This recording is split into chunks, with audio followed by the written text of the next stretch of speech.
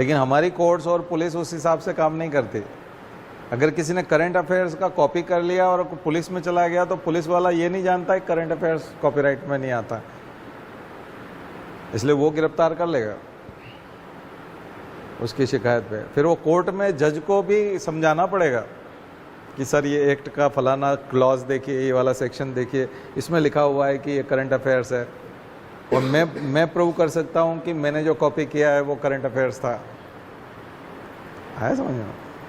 तो जब जज के सामने आप प्रूव करेंगे तब वो आपको बाइज्जत बरी करेगा वहाँ से। तो वहाँ से बाइज्जत बरी कब करता है वो? जब जज के सामने आप प्रूव कर देते हो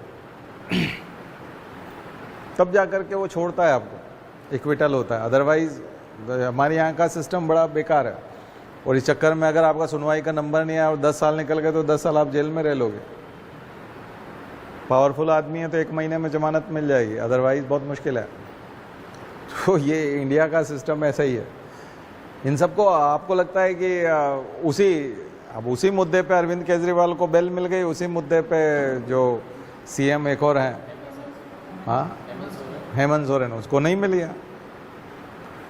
वो इस्तीफा दे के बैठा नहीं है आदमी क्योंकि पढ़ा लिखा था ज़्यादा, IRS है, उसने इस्तीफा दे दिया तो वो सीएम नहीं है। सेम सिचुएशन है ना। तो फिर क्या है ये? कुछ भी है। ये आप पे डिपेंड करता है कि आप लाइफ में कैसे रहेंगे।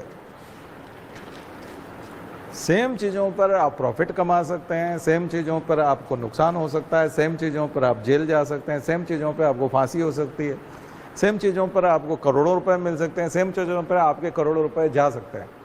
सेम कंडीशन पर्सन पे डिपेंड करता है कि वो कितना समझदार है। इसलिए समझदारी और अवेयरनेस बहुत मायने रखती है।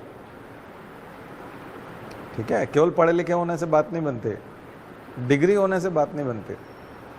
समझदारी वो बिल्कुल अलग चीज़ है।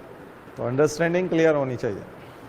इसलिए पुरानी क्लासेस देखिए, बहुत चीज़ें बताई हुई है हमने, आपकी ज़िंदगी बदल जाएगी।